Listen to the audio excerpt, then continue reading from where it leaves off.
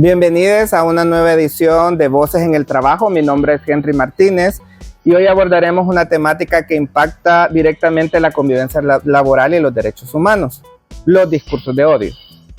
Para ahondar más en esta temática, este día nos acompaña Óscar Arroyuelo del Observatorio Vasco LGBTIQ+, y Iker de Frutos Delgado de la Unión General de Trabajadores de España, UGT.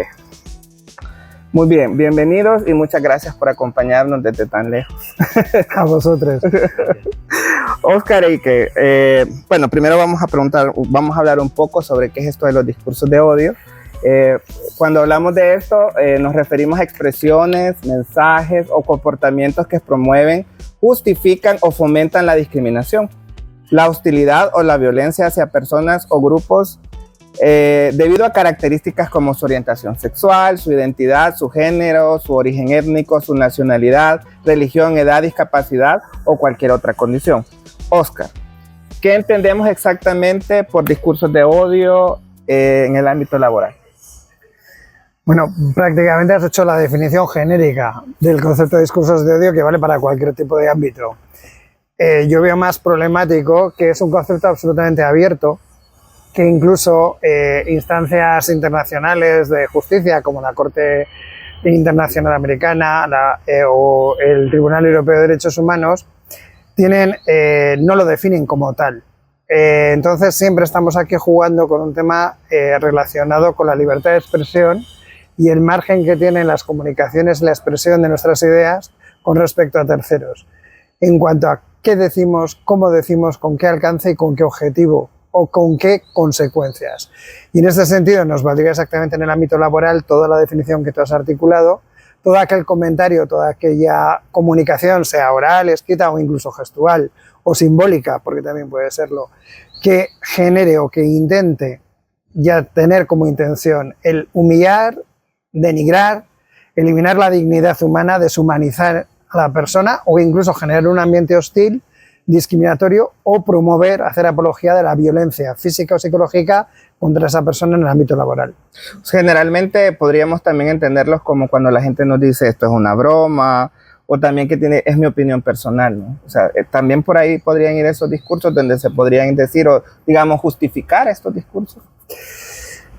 Es más complicado porque los comentarios que se pueden verter, estilo bromas, estilo insinuaciones, basadas muchas veces en prejuicios respecto a, en nuestro caso, a lo que se considera que es un hombre gay o bisexual, una mujer lesbiana, una persona trans o una persona intersex, están basados básicamente en prejuicios. Entonces, que alguien te diga, mira, eres inútil porque eres lesbiana, es diferente a que te digan eres inútil, porque ya introducen ahí un elemento que tiene una consideración o que tiene un objetivo basado en un prejuicio de deslegitimación de esa persona, ¿no? Propiamente sería eso un discurso de odio, sería una especie de antecedente de lo que puede ser un discurso de odio, porque yo creo que el discurso de odio tiene que ser una fase superior en la que haya un efecto real causado por esas intervenciones. Sí, de acuerdo. Ahora, Iker, una pregunta. ¿Podrías compartir algunos ejemplos, tomando que tú vienes de una organización sindical? ¿Cómo podrías ponernos algunos ejemplos de algunas situaciones concretas que se han dado discursos de odio, que tú conozcas, que tú comprendas de ese momento, que han pasado? Sí, te podría decir mismamente conmigo mismo. Yo en el trabajo me pasó una situación con una persona a la que yo tenía que enseñar el puesto de trabajo y esa persona, el primer comentario que me hizo fue, tú eres el mariquita, ¿no? Entonces yo lo primero que pensé es, no me tienen por qué conocer por el mariquita, sino por el trabajo que yo realizo o por cómo lo hago, o sea, por mi trabajo al final, no por en plan mi condición sexual, no por lo que a mí me guste sexualmente o no. Entonces eso es un ejemplo que me ha pasado a mí y otro ejemplo también que me ha sucedido, ha sido hace no tanto. Tuve un problema en el trabajo y la gente aprovecha ese problema para tirarte de alguna manera pues con este tipo de comentarios, ¿no? Y también esta persona se dirigió hacia mí como el chico de la pluma. En vez de por el nombre y teniendo en cuenta que llevo 6 años en la misma empresa, que creo que ya mi nombre se lo debería de saber, pues prefirió decir el chico de la pluma. Sí, generalmente creo que las personas LGBT nos ponen como un apellido, ¿no? O sea, nuestra orientación, nuestra identidad, nuestra expresión. Sí, eso es. No, no hablan al final, o sea, estás en un entorno laboral, habla por mi trabajo, no hables por mi vida íntima, sobre mis gustos o lo que yo haga en mi vida privada, porque al final, en plan, mi sexualidad no tiene nada que ver con mi situación laboral, ¿no? Sí, claro, y precisamente creo que ya como Oscar nos planteó como lo conceptual, ahora una cosa más específica en el mundo del trabajo, también tuvimos a bien preguntarle a algunos compañeros de Centroamérica. He tenido una experiencia de cuando yo comencé en el trabajo sin expresión de género, sin un nombre de identidad.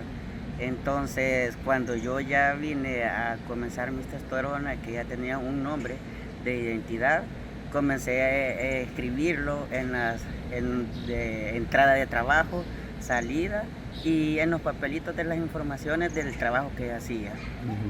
Comenzaron las compañeras a cuestionar que por qué era el nombre de Cristian, por qué si yo era una mujer, que cuando mi mamá me tuvo le dijeron que era una niña, no un niño, que les enseñara el DUI donde decía que era Cristian Daniel González. Entonces, y como no tenía expresión de género, estaba en el baño de las niñas.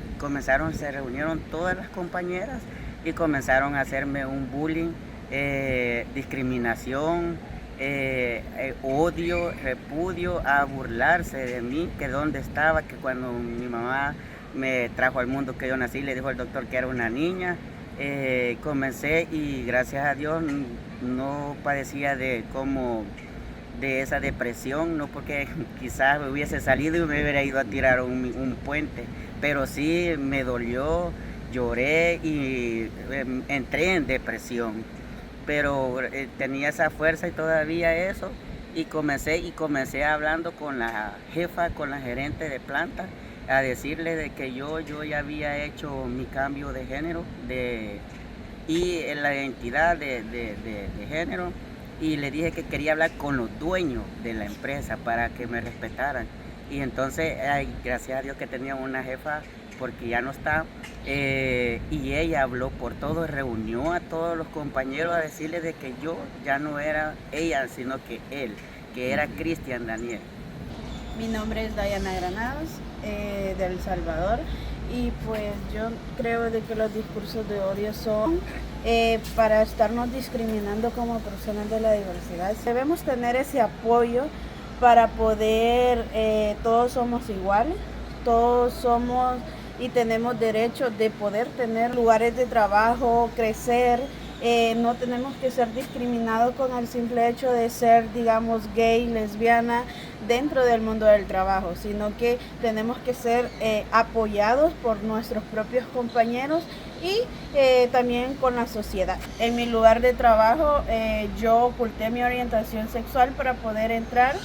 Incluso ya cuando mis compañeras se dieron cuenta de que yo era de la diversidad, para yo poder encajar en ese mundo, yo aceptaba la discriminación.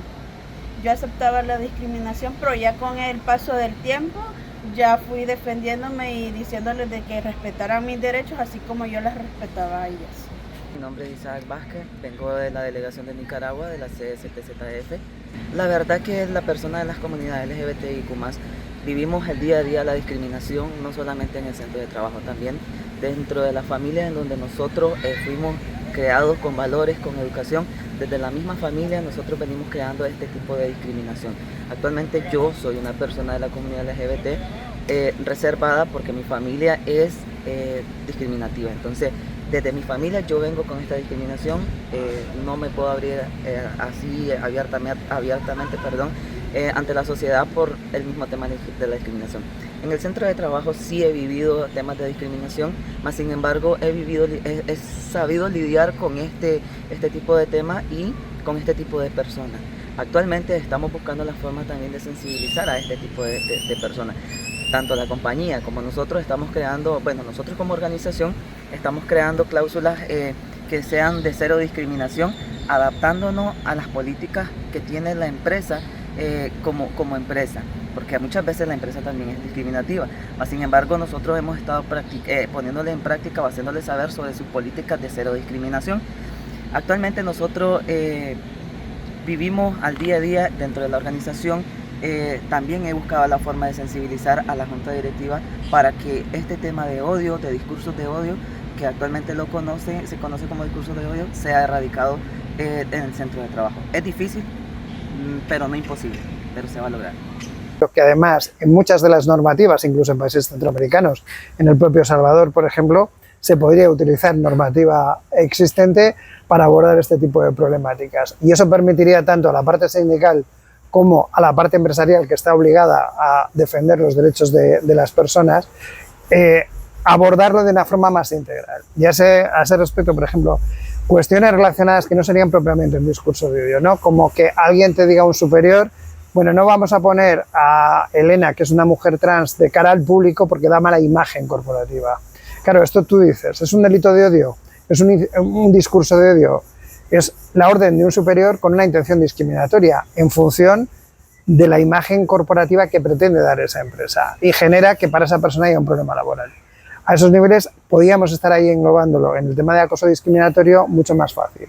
O situaciones que, por ejemplo, yo conozco de poner fotos de tíos desnudos en las taquillas de un hombre gay en una empresa, ¿no? De una manera que es como parece una broma, mira qué chico más bueno te hemos puesto y no sé qué, pero lo que están creando es un entorno hostil para que esa persona no pueda sentirse cómoda o continuamente se sienta cuestionada y objeto de la atención no precisamente favorable del resto de sus compañeros. Ese tipo de cuestiones yo creo que es muy importante abordarlas desde ese aspecto y también que los sindicatos y que los empresarios y que el resto de los compañeros y compañeras laborales no sean aláteres, no participen en ese juego y en esas dinámicas que promueven esas situaciones. Sí, yo creo que eso también que tú dices es muy importante porque definitivamente hay una naturalización un poco de, bueno, es una broma, pero también es la interiorización de esta discriminación, ¿no? Es decir, nos pasa que decimos, bueno, es que es porque soy así, es que la gente, entonces tiendes a quedarte callado o a minimizarte, pero eso también tiene un impacto importante en tu salud. Entonces, Iker, ¿qué consecuencias tienen los discursos de odio en la salud mental de las personas trabajadoras? Hombre, pues las consecuencias al final es gente que igual luego ya no quiere ir a su puesto de trabajo por miedo a ese tipo de bromas o comentarios. Al final también dan lugar a bajas y bajas laborales y pues por ansiedad o depresión y luego también igual a nuevas oportunidades laborales, ¿no? Ya sea pues igual de formaciones a las que igual esa persona ya no quiere asistir por miedo a igual encontrarse con gente que le pueda volver a hablar de su sexualidad o a volver a hacer comentarios o bromas, lo que sea. Entonces al final laboralmente están igual perdiendo nuevas oportunidades, pero luego también en plan con respecto a la salud, pues sí, temas de bajas por ansiedad y todo eso, pues es lo más común. Sí, claro, y usted, le pregunto a los dos, o sea, ¿ustedes creen que de alguna manera las personas regresan al closet en su lugar de trabajo? Sí. Es decir, socialmente pueden decir, bueno, soy esto, pertenezco a esto, me siento así, pero en el trabajo creen que regresamos de alguna manera, que no todas las personas tienen la oportunidad de ser quienes son en los lugares de trabajo. Es indudable. En España en concreto se hacen encuestas y el sindicato al que representa Iker las hace todos los años, que así lo demuestran. Más de 3/4 partes de la población LGTBI en el mundo laboral intenta invisibilizarse, lo cual significa incluso no acceder a derechos que les corresponden, para no ponerse en evidencia ni su orientación, su identidad, dependiendo el passing que también puedan tener, etcétera. O incluso en situaciones en las que sería necesario ponerlos en evidencia por necesidad de atenciones médicas, por procesos hormonales, de resignación de sexo, prefieren a veces buscar sus días de vacaciones para poder atender esas necesidades que recurrir también a otros derechos que puedan estar legitimados dependiendo del país, ¿no? Entonces, efectivamente, por eso es tan importante poder tener protocolos específicos dentro de las empresas, en los convenios o a nivel estatal para proteger esos derechos y facilitar que el entorno laboral donde pasamos tanto tiempo todos y todes sea un entorno amigable, no basado en la aceptación por la tolerancia, sino la aceptación de la diversidad. Total. Iker, ¿podrías hablarnos un poco más como esta experiencia que ustedes han tenido de esos hallazgos que ya Oscar nos comentaba que ustedes han hecho como OGT? O sea, ¿qué han logrado encontrar? Vale, sí, bueno, las encuestas decían efectivamente de que la gran parte de la gente en el entorno laboral vuelve a entrar en el armario, evita hablar de su vida privada, de su sexualidad.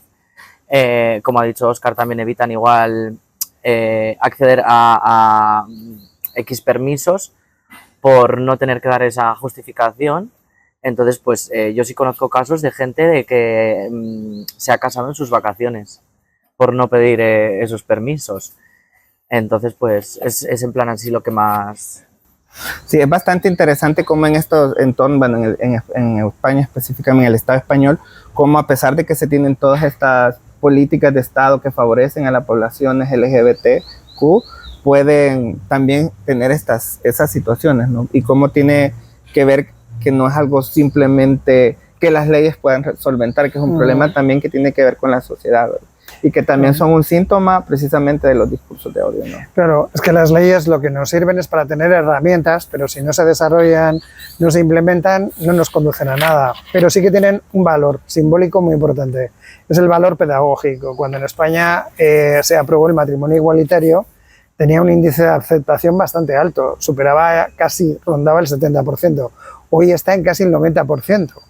Y eso también es algo muy simbólico, la gente ha aceptado, ha normalizado una práctica que antes se consideraba antinatural y eso permite que se vaya avanzando. En el mundo laboral pasa exactamente lo mismo. El silencio que muchas personas en el trabajo mantienen de su vida privada no es el mismo que la población heterosexual mantiene. Me he ido de vacaciones con mi novia. No. ¿Cuánta gente dice me he ido de vacaciones con mi novio? O si es una chica, me he ido de vacaciones con mi novia. O mi novia está enferma y no sé qué. O si es una persona trans, tengo que ir al médico porque necesito hacer un control sobre el seguimiento endocrino o lo que fuere, ¿no? No hay naturalidad para poder expresarse. Cosas tan importantes que hacen también que fomentamos unas relaciones, ya no digo amistosas, pero sí por lo menos cordiales en el ambiente laboral. Entonces quiere decir que hay también aspectos como el mundo del trabajo, este espacio laboral donde todavía hay muchos retos, hay muchas... ¿Tú crees que hay todavía muchos retos que cumplir, Iker, en los espacios laborales, tomando en cuenta, por ejemplo, nosotros los sindicatos? ¿Crees que hay muchos retos para la inclusión, para que las personas LGBT se sientan incluidas en los espacios sindicales? Sí, claro, al final hay mucho desconocimiento.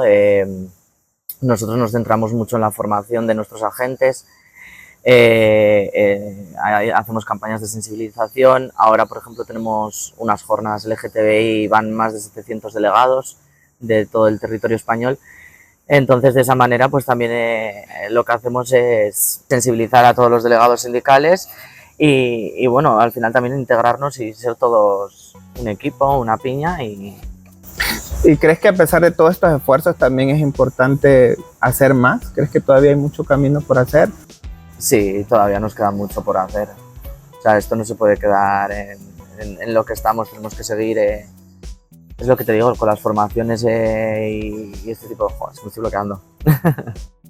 Bueno, agradecerles a Oscar, a Iker por compartirnos estos datos, estas ideas, estas historias, estos conceptos. Creo que al final este debate o esta plática, más que debate, esta plática ha sido enriquecedora porque también nos plantea, obviamente, hablar sobre discursos de odio no solo son simples palabras, ¿verdad? También son acciones, son esto que nos decías, ¿no? Es mucho más amplio, pero cómo lo centramos en el tema laboral. Entonces, queremos agradecerles por estar acá y bueno, nos vemos a la próxima en otra Voces en el Trabajo. Muchas gracias.